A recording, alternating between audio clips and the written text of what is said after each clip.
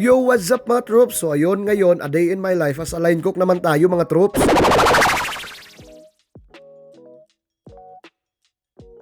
So ayun mga troops, bago ang lahat, luto muna tayo ng babaunin natin papunta sa trabaho. Bali, niluto ko to gabi pa lang para kinabukasan ay ready na yung baon ko. Hindi na kasi ako morning person, ang tamad ko na gumising ng umaga para mag-prepare sa mga babaunin. Kaya ayun, gabi pa lang hinahanda ko na kung ano man yung pinaplano ko na babaunin kinabukasan. Tapos gabi pa lang din naliligo na ako para hindi na ako naliligo kinabukasan bago pumasok. At saka hindi lang naman kasi ako yung gumagawa nun, karamihan ng nandito sa Canada ay ganun ang ginagawa, lalo na ngayon nababalik na naman yung taglamig. Gabi na yung ligo kasi medyo mainit-init pa, hindi katulad pagka umaga sobrang lamig. So ayun nga mga troops, ito ay maggagawa lang ako ng sinangag. Bali, ginisa ko lang pala yung bawang tsaka sibuyas na star margarine. Tapos saka ko sinunod yung shrimp. Tapos syempre naglagay din ako ng 2 itlog. Tapos nung medyo luto-luto na nga yung shrimp ay naglagay na rin ako dito ng kunting carrots para may kunting gulay-gulay lang din. Tapos ayun nga mga troops, nilagay ko na rin yung kanin tapos kunting asin lang. Tapos ayun nga mga troops, kunting mikos-mikos lang. Tapos maglalagay naman tayo nitong Maggi Sabor. Maggi Sabor o kaya yung Nor Liquid Seasoning ay pwede rin yon. Tapos ito mga troops ay optional lang talaga to. Ako kasi trip na trip ko lang yung lasa tsaka yung amoy nito, kaya pati fried rice ay naglalagay din ako dito. Naglalagay din ako ng sesame oil. Gustong gusto ko kasi talaga yung amoy, yung aroma nito mga troops. Tapos eto na nga mga troops, ready na yung ating fried rice. Bali, gagawa na lang ako ng ulam natin. Bali, ito lang, simpleng ulam lang mga troops. Yung masarap na pang almusal talaga, almusal na Pinoy ba. Kaya ayan, nagluto lang ako ng tosino para perfect din na pares sa fried rice mga troops. Tapos hindi ko na nga pinakita kung paano ko niluto yung tosino kasi alam ko naman na halos lahat tayo alam paano lutuin yung tosino eh. Tapos eto na nga mga troops, kinabukasan papasok na nga sa trabaho. Ang pasok ko ay alas 8,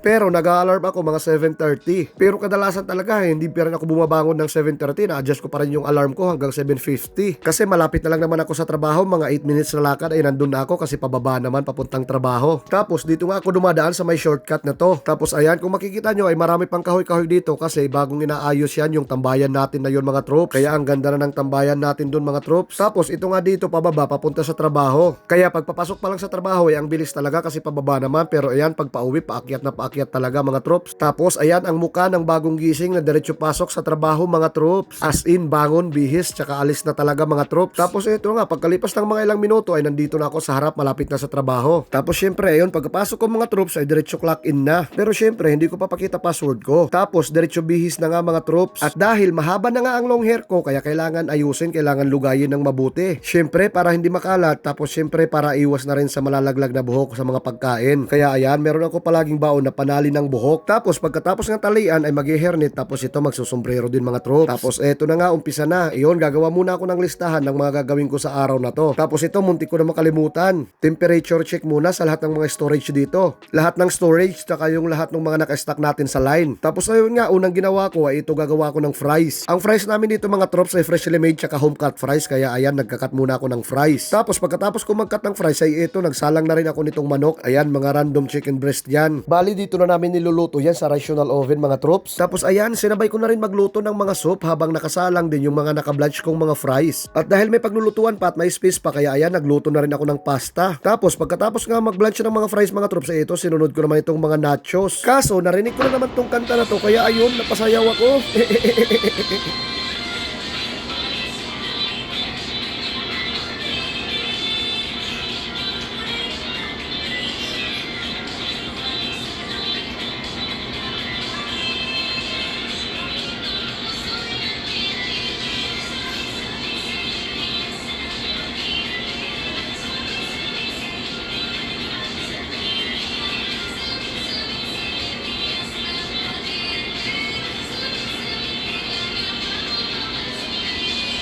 Ayokong maniwala. Ayokong maniwala, eh!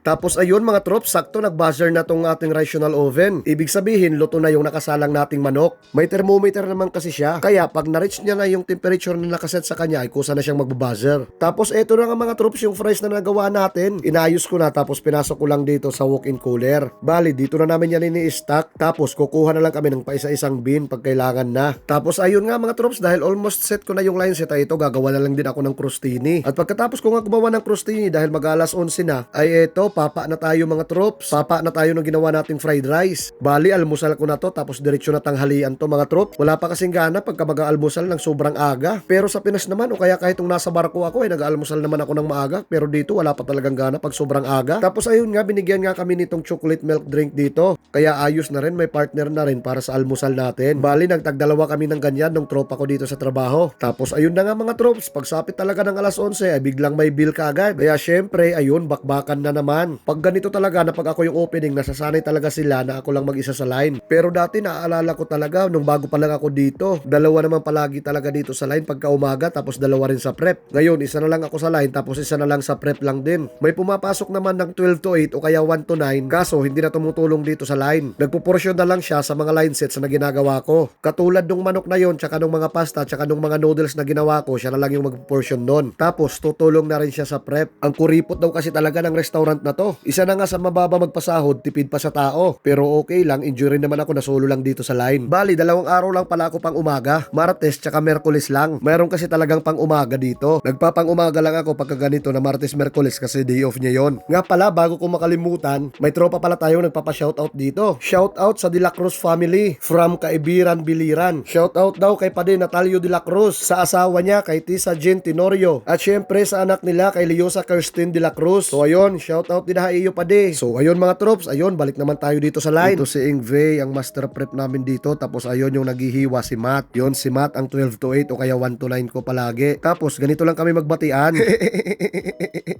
Tapos ayun nga mga troops, habang wala pang gaanong masyadong order, ay ito, gagawa din naman ako ng mga fresh cuts. Pang back up na rin para mamaya o kaya hanggang bukas kasi nasa 3 days naman yung shelf life ng mga to. Pero syempre, inom muna tayo ng iced tea naman kasi ang init na dito sa kusina mga troops. Tapos ayun nga, ito, gagawa lang ako ng diced tomato. Pero itong diced tomato lang yung naipakita ko, ito lang yung na video ko. Pero marami pa akong mga fresh cuts na ginawa dito. Ito lang na video ko kasi naglobat na yung GoPro na gamit ko. Hindi ko naman masyado ginagamit yung cellphone ko pagka nag-video ko dito sa line. Kasi syempre, para hindi ako hawak ng hawak sa cellphone. Di katulad nitong GoPro, i-play ko lang siya ng isang beses, bahala na siya dyan hanggang sa malobat siya. Tapos ayan, i-stack ko lang dito sa line cooler. Tapos ayun, alas 4 na, kaya mag-out na ako mga troops. Bye, Matt! Where do you always go? Pagka-out ko nga, dumaan lang ako dito sa Dalarama para bumili nitong dishwashing liquid tsaka nitong shades. Medyo nagandahan kasi ako dito sa sunglasses na to. Tapos dahil nung nakaraang linggo pa ako nag-crave talaga ng sushi, tapos may restaurant dito na malapit na may mga sushi, kaya ayun, pumunta ako. Bali magkakatabi lang to yung restaurant na pinagtatrabahuan ko, yung Dalarama, tapos ito. Tapos ayun, si ate yung nasa kusina. Mukhang chikis si ate oh. Ayan, tingnan nyo, ang ganda ni ate oh, mukhang chikis.